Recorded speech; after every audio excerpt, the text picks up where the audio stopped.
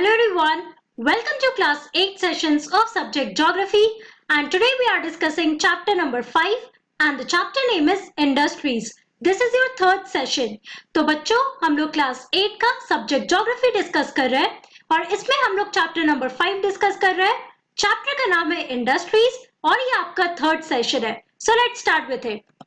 तो एक बार brief recap कर लेते हैं कि लास्ट क्लास में हम लोगों ने क्या क्या कंप्लीट कर लिया था and after that we will continue with our discussion. Okay so बच्चों in our last class we were talking about the classification of industries और इसमें हम लोग ने क्या देखा था that industries can be classified on the basis of raw materials, on the basis of ownership and on the basis of size.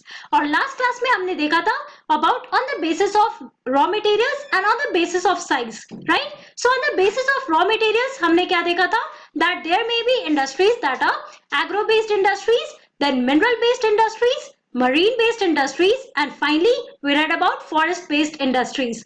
अगर हम agro-based industries की बात करें बच्चों तो उसमें क्या हमने देखा that they use plant and animal products as the raw material, right? अगर हम mineral based industries की बात कर रहे हैं so obviously they are using mineral ores as the raw material and they are the primary industries. क्यों?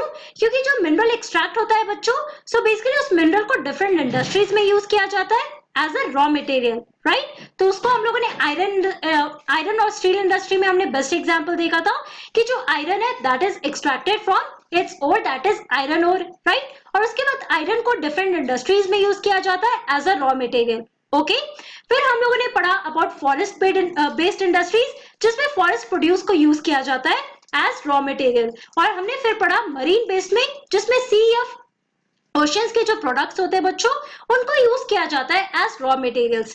ये तो हो गया हमारा classification of industries on the basis of raw materials. फिर हमने देखा था classification of industries on the basis of size and that can be divided into two groups, that is small scale industries जहां पे जो कैपिटल इन्वेस्ट किया जाता है वो कम होता है, वॉल्यूम ऑफ प्रोडक्शन भी कम होता है और जो लेबर रिक्वायर्ड है बच्चों वो भी कम होता है, राइट. और वही हमारा दूसरा ग्रुप है लार्ज स्केल इंडस्ट्रीज का जिसमें हम लोग ने बात किया था हेवी मशीनरीज जो इंडस्ट्रीज होते हैं उसके या फिर ऑटोमोबाइल इंडस्ट्रीज, राइट. तो यहाँ पे आप देखो जो कैपिटल इन्वेस्ट किया जाता है वो भी बहुत होता है, प्रोडक्शन भी बहुत बड़ा होता है and apart from that the labour that is required that is also very large. Okay तो ये हमने बात किया था अपने लास्ट क्लास में.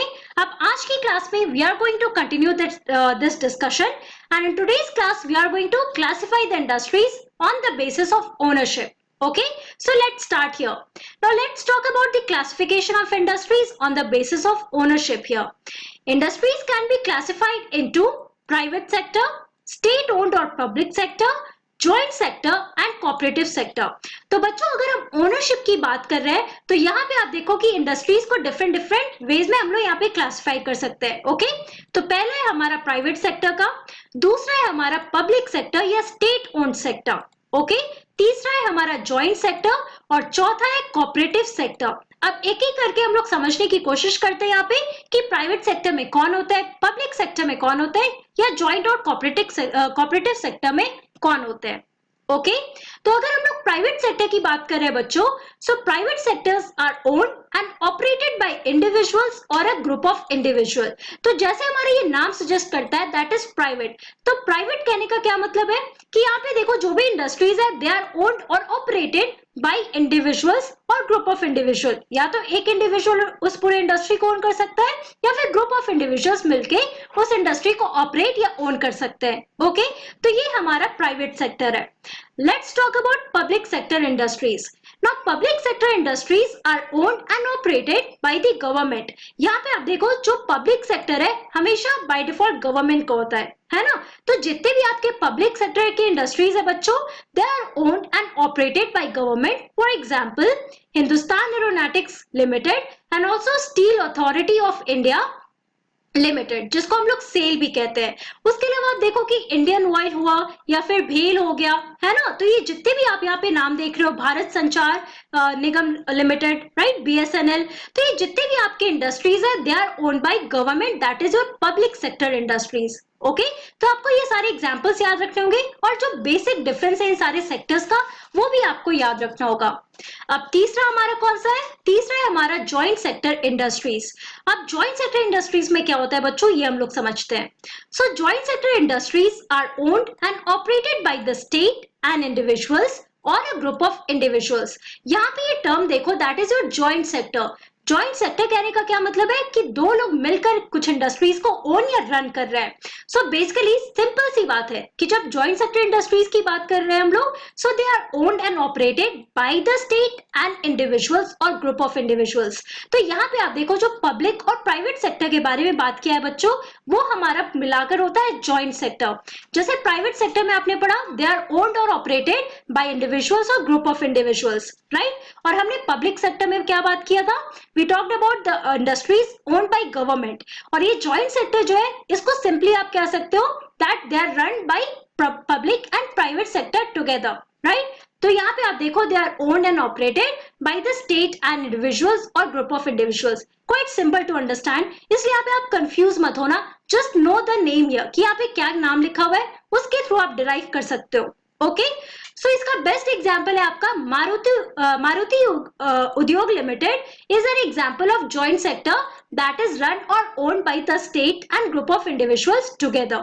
ओके अब हमारा जो लास्ट सेक्टर है बच्चों that is your cooperative sector. Now let us talk about cooperative sector industries here. So cooperative sector industries are owned and operated by the producers और suppliers of raw materials, workers और both. तो यहाँ पे आप देखो कि cooperative sector में कौन होते हैं, तो cooperative sector they are owned and operated by the producers और सप्लायर्स ऑफ रॉ मटेरियल्स। तो जो भी लोग रॉ मटेरियल्स प्रोड्यूस करते हैं या सप्लाई करते हैं, उसके अलावा जो भी वर्कर्स होते हैं, ओके जो काम कर रहे हैं, सो बेसिकली या तो ये प्रोड्यूसर्स या सप्लायर्स होते हैं रॉ मटेरियल्स के, या फिर आप देखो वर्कर्स होते हैं, या फिर दोनों होते हैं। तो ये कोऑपरेटिव सेक्टर में ये सारे लोग होते हैं जो मिलकर इस इंडस्ट्री को ओन करते हैं और ऑपरेट करते हैं। अब यहाँ पे बेस्ट एग्जाम्पल आप देख सकते हो, Anand milk union limited and Sudha Dairy are success stories of cooperative venture. Okay अब कोऑपरेटिव वेंचर का बेस्ट एग्जांपल है आपका सुधा डेयरी। तो आप अगर अपने घर के पास बहुत सारे मदर डेयरी, सुधा डेयरी, अगर ये सारी चीजें आप देखते हो तो इसको आप समझो कि आपका कोऑपरेटिव सेक्टर है। ओके सुधा डेयरी में आपको ये सारे डेयरी प्रोडक्ट्स मिलते हैं, राइट, और ये बहुत ही बड़ा कंपनी है। ओके उसके अलावा जैसे हमने अभी जॉइंट सेक्टर में देखा, बेस्ट एग्जांपल है आपका मारुति उद्योग लिमिटेड, राइट। तो ये आपके हो गए बच्चों classification of industries on the basis of ownership. Okay इसमें हम लोग ने 4 पार्ट में पढ़ा। पहला था हमारा प्राइवेट सेक्टर, दूसरा है हमारा पब्लिक सेक्टर, तीसरा है हमारा जॉइंट सेक्टर और चौथा है हमारा cooperative sector. So please remember all the important points here related to these industries. Now let us talk about our next subtopic here, that is factors affecting the location of industries.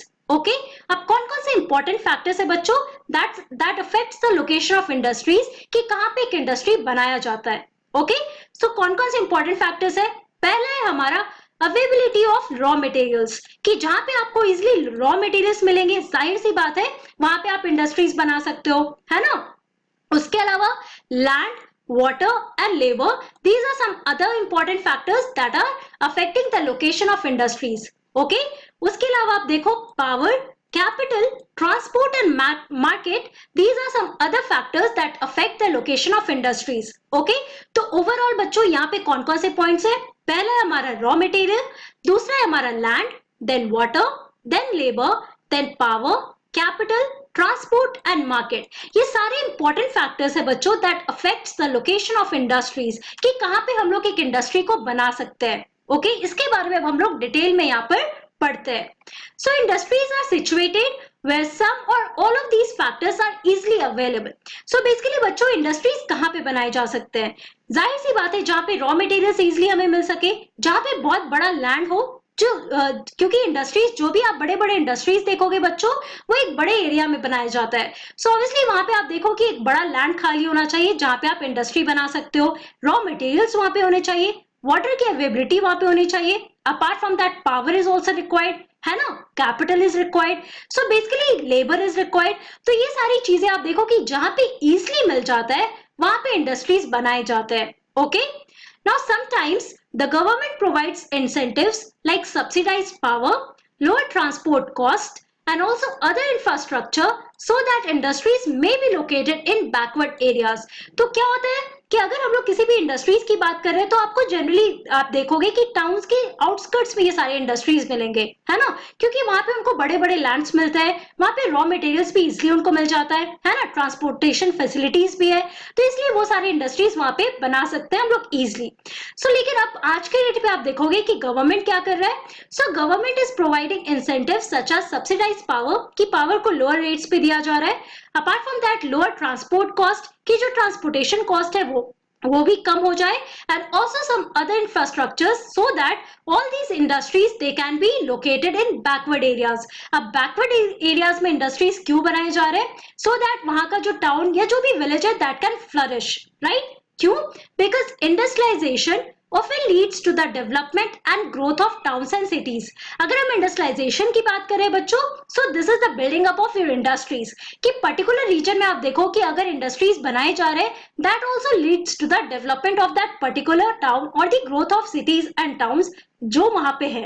Okay, सो ये सारे points related है, ये सारे points important है to understand that what are the factors that affect the location of industries here. Okay, so please keep this important points in mind here. तो बच्चों आज की क्लास में हम लोगों ने क्या पढ़ा? In today's class we discussed about the classification of industries on the basis of ownership, जिसमें हम लोगों ने पढ़ा about the private sector, then public sector, then joint sector, and then at last we talked about the cooperative sector. And after that we discussed about the factors affecting the location of industry. और उस factors में हमने क्या देखा था? Raw materials, land, labor, water, capital, transport and some of the other factors that are responsible जहां पे हम लोग एक इंडस्ट्री को बना सकते हैं या जहां पे कोई भी इंडस्ट्री लोकेटेड है। ओके, सो आज की क्लास में इतना ही। In our next class we are going to talk about the industrial system and at last we are going to discuss about the industrial region. Okay, so that's all for today. Thank you very much. Have a nice day.